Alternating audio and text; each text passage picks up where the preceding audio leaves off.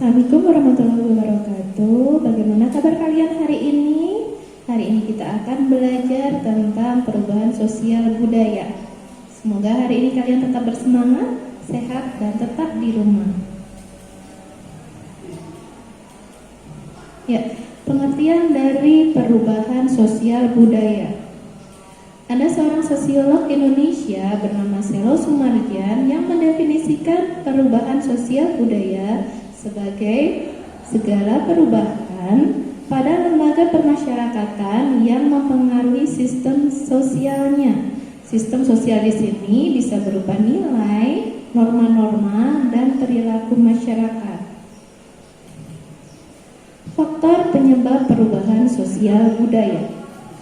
Yang pertama ada faktor eksternal, yaitu adanya ketidakpuasan dari individu, kemudian adanya penyimpangan sosial dari individu, adanya pengetahuan, penemuan baru, dan adanya perubahan komposisi penduduk.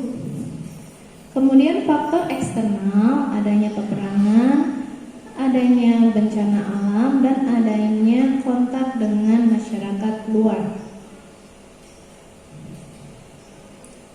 Penghambat perubahan sosial budaya yang pertama adanya berkurangnya atau jarangnya bertemu dengan masyarakat luar, sehingga suatu daerah yang jarang bertemu dengan masyarakat luar mereka akan terisolir, sulit untuk berubah. Kemudian adanya pengetahuan yang kurang, kemudian sulitnya berubah dari kebiasaan atau adanya adat istiadat kebiasaan yang ada di tempat tersebut yang sulit untuk berubah. Ya, di sini ada beberapa contoh sosial budaya perubahannya. Yang pertama, ya, perubahan sosial kita lihat dari sistem pendidikan yang ada di Indonesia. Dulu kita belajar secara tatap muka, berada di kelas, mendengarkan guru mengajar di kelas, guru mengajar dengan papan tulis. Kemudian sekarang guru mengajar secara online atau kita belajar di rumah dengan sistem daring atau online. Kemudian dari segi komunikasi, dulu kita berkomunikasi itu selalu secara langsung, bertatap muka, bertemu dengan orangnya secara langsung. Tapi sekarang cara kita berkomunikasi bisa menggunakan media, misalnya dengan cara bertelepon, chatting, kirim pesan, dan sebagainya. Semua dengan menggunakan gadget, handphone, telepon, dan internet.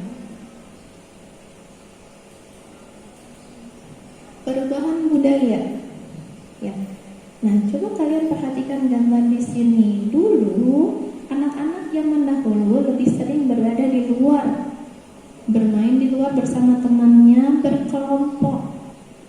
Kalau sekarang anak-anak lebih sering bermain di rumah, di dalam rumah mereka, asik dengan handphone atau gadget mereka. Perubahan sosial yang diikuti oleh perubahan budaya. Perubahan sosial yang terjadi yang pertama adalah adanya aplikasi online, ya, untuk berbelanja. Dulu masyarakat berbelanja menggunakan atau pergi ke supermarket, mereka pergi ke pasar. Tapi setelah adanya aplikasi online, mereka mulai berbelanja hanya lewat handphone atau gadget mereka saja, tidak lagi pergi ke pasar atau ke supermarket. Bentuk perubahan sosial budaya, perubahan secara lambat dan perubahan secara cepat, perubahan kecil dan perubahan besar, kemudian perubahan yang dikehendaki dan tidak dikehendaki. 3 bentuk perubahan sosial ini yang kita alami saat ini adalah perubahan lambat dan perubahan cepat. Kita lihat perubahan cepat atau sering kita sebut sebagai revolusi. Kita kenal adanya revolusi industri, kemudian sering disebut sebagai revolusi. Contohnya adalah revolusi industri. Perubahan ini menuntut adanya sebuah momentum di mana perubahan memang dikehendaki. Kemudian ada perubahan yang disebut sebagai perubahan lambat, contohnya adalah revolusi. Di sini perubahannya berjalan secara alami, tidak ada melalui tahapan-tahapan tertentu, dan tidak ada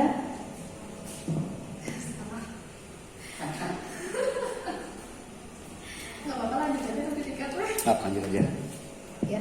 Contoh dari perubahan cepat, revolusi industri. Ya, revolusi industri sampai saat ini sudah terhitung dari revolusi industri 1 dimulai dengan adanya mesin uap, kemudian revolusi industri 2 ditemukannya listrik, kemudian revolusi industri 3 ditemukannya komputer. Di sini adalah awal dari era modernisasi, globalisasi. Yang sekarang ini kita rasakan adalah revolusi industri 4, di mana kecanggihan dari komputer yang kemudian mengeluarkan internet yang kita nikmati saat ini. Perubahan kecil dan perubahan besar. Perubahan kecil adalah perubahan yang tidak mempengaruhi suatu masyarakat secara luas. Contohnya adalah adanya mode pakaian. Mode pakaian bisa berbeda setiap wilayah. Kemudian perubahan secara besar itu adalah perubahan yang pastinya mempengaruhi kehidupan masyarakat. Contohnya adalah industrialisasi dari perubahan lahan yang tadinya merupakan lahan pertanian berubah menjadi lahan industri. Tentunya perubahan ini sangat besar karena mempengaruhi mata pencaharian penduduk dan kegiatan penduduk yang ada di sana. Yang terakhir adalah perubahan yang dikehendaki dan direncanakan, dan perubahan yang tidak dikehendaki. Contohnya adalah pembangunan tempat wisata. Itu adalah perubahan yang dikehendaki, sedangkan adanya pedagang kaki lima yang berada di sekitar wisata atau objek wisata tersebut adalah perubahan yang tidak dikehendaki. Ya, sekian pertemuan dari perubahan sosial budaya kali ini. Kita akan lanjut lagi untuk pertemuan berikutnya dengan materi globalisasi. Assalamualaikum warahmatullahi wabarakatuh.